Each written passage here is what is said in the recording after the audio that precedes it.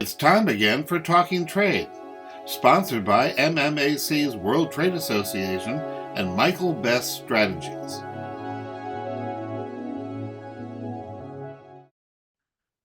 Hi, everybody. I'm Jeff Mayers from WisPolitics.com here with a special edition of Talking Trade. My guest today is the former U.S. ambassador to the Czech Republic, Rick Graber. He served from 2006 to 2009 under President G.W. Bush, and he also heads the Bradley Foundation. And he has a long resume in state politics as well. He used to be the state Republican Party chair, and he's a good friend of mine. And I welcome you, Rick. How are you today? I am great. Thanks so much for having me, Jeff. Absolutely. So this situation in Ukraine, affects all of Europe. You as the former ambassador to the Czech Republic know how important Central Europe is to everything that goes on in Europe. And I'm wondering how do you assess what's going on now, I guess, on the battlefield and in the political sphere in terms of the Ukraine-Russian conflict? Well, it's obviously a devastating situation. It's just not good. There are many in my party that would say that why is the United States involved in this? That there really is no American interest in. And maybe it's because I lived and worked in Prague, and the Czech Republic is not far from the Ukrainian border. It's not on the border, but it's not far away. I differ with those in my party that believe that. I think there is a legitimate American interest, and I think the United States and the Biden administration should have stepped up sooner, more quickly, and more aggressively than they did. Russia invaded a country without any real reason other than Vladimir Putin's desire to return his empire to what it once was. You can't let that happen. I mean, if it does happen, the world order changes, Europe changes, and that's not good for the United States and the security of the United States. It's not good for trade. It's not good for anything. And you can be sure that Xi Jinping in Beijing is paying very close attention to this. So we're in a world right now where the problems are immense. And it really is not an overstatement, I don't think, to envision a scenario where we're in a third world war. That's disastrous. So I'm being very pessimistic, but I don't think there's a lot of reason for optimism when it comes to Ukraine. This is going to be, has been, and will be a long, long slog. Okay, so I think that there is, as you say, members of your party are holding up aid right now over an important issue, immigration. I'm not saying it's not important, but they're holding that up, tying that. Do you see that going through? And what if it doesn't go through? I mean, I think ultimately it will. I think it's politics, and you hear this argument, well, we should be paying attention to our southern border. Of course we should be paying attention to our southern border. Like it or not, the United States has major responsibilities in the world, and sometimes we have to do more than one thing at once. And in this case, I do think we need to deal with the southern border. I also think we need to provide aid to Ukraine. Now, there's some in our party that would say, well, there's just got to be more accountability. I agree with that. I mean, let's understand where our money is going. And I'm not about to tell anyone that Ukraine is perfect. This is a developing country. I am certain that there's massive corruption, and we got to be careful there. Nonetheless, I think that American interest that I talked about at the outset is important. If it doesn't happen, it's a massive problem. I mean, you need Europe to step up, but the United States has got to be there too. Vladimir Putin gets what he wants. Vladimir Putin hates the West. All U.S. presidents, as long as we've been watching in our lifetimes, have tried to appease Russia. Putin cannot be appeased.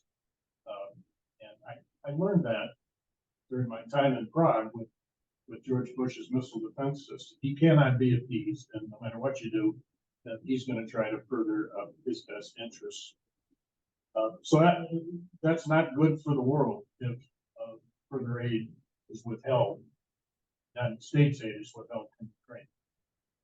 So does Putin win if there's a negotiated settlement, a negotiated peace, a negotiated ceasefire? Does Putin win because he has some of the territory he sought?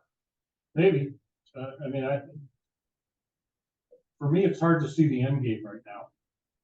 I mean, will Russia accept the return to the status quo, which would include Crimea and other occupied territories to the east? Well, I don't know. Will the Ukrainians, will Zelensky accept a return to the status quo? Or is he going to say, no, I want my country back and its borders back? I don't know. And any negotiated settlement requires compromise. But it's not at all clear to me that we were anywhere close to that. I think we had an opportunity earlier on, but I think the Biden administration hemmed and hawed and delayed on some things. And I think that window of opportunity is gone right now. The window of opportunity for a negotiated settlement? I think Putin was on his heels, and I think if the military hardware had been there more quickly, I think there was an opportunity. Yes, I don't think it's there anymore. Okay, so you before described this as a long slog, and you have a country that is in many ways the breadbasket of Europe, right, and an important economic force beyond agriculture. Absolutely. So, but you described this as a long slog. What does this say about the future economy of Ukraine and Central and Eastern Europe? Because a prolonged, I mean, it's already a long war, but an even more prolonged war would seem to be set into motion some irreversible things in terms of the economy. That's true. I mean, Ukraine is devastated. All the reports that you read it really is starting over. And if there ever is a settlement, then someday, somehow this will get resolved. There's a massive reconstruction effort that's going to be required, and that's going to be interesting to watch. In the meantime, the economies of Central Europe, the economies really it affects the world, are going to have to adjust without much input from Ukraine, I'm afraid, as the country continues to get pummeled. The reconstruction opportunity indeed will be an opportunity for Europe, in particular for the United States, but you can be sure China's going to be looking at this too. That this is part of their broader plan to be the #1 economy in the world, to be the top dog in the world. That's their ultimate objective. It's tricky for China because of their relationship with Russia. But nonetheless, you can be sure China's going to be looking out for China first and foremost. I've got to think that it's a long haul before Ukraine is a member of the European Union or NATO, notwithstanding comments about NATO. In normal times, that's a long process. In this particular circumstance, I think it's a really long process, if ever.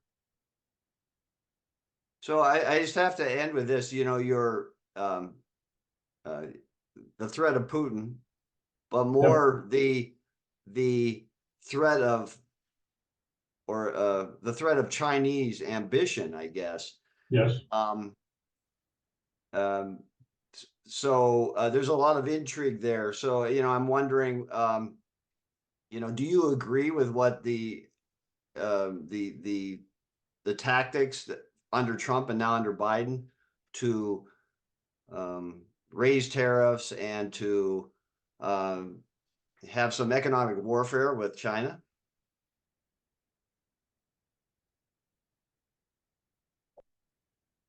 Tough question. I am not in general a big fan of tariffs.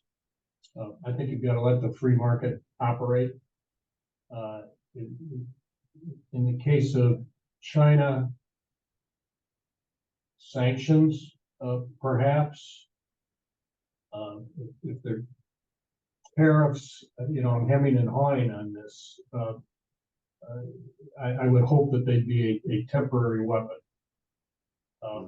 By the same token, the Chinese have to play by the rules. If they're stealing intellectual property, which they do, that's not acceptable either. So maybe I would have to back off my purist stand there in terms of free markets in the interest of rule of law, international world order.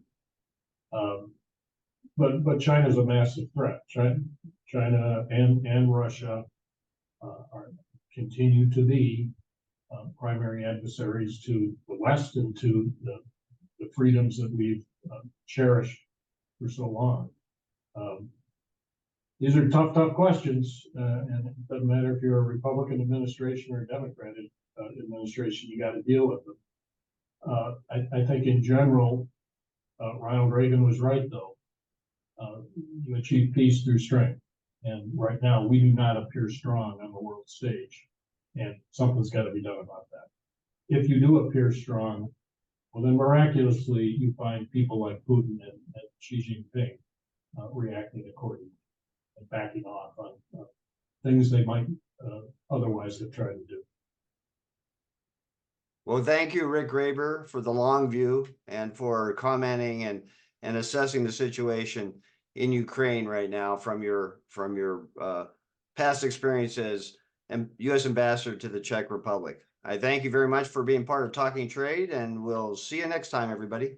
Thanks, Jeff. You've been listening to Talking Trade, sponsored by MMAC's World Trade Association and Michael Best Strategies.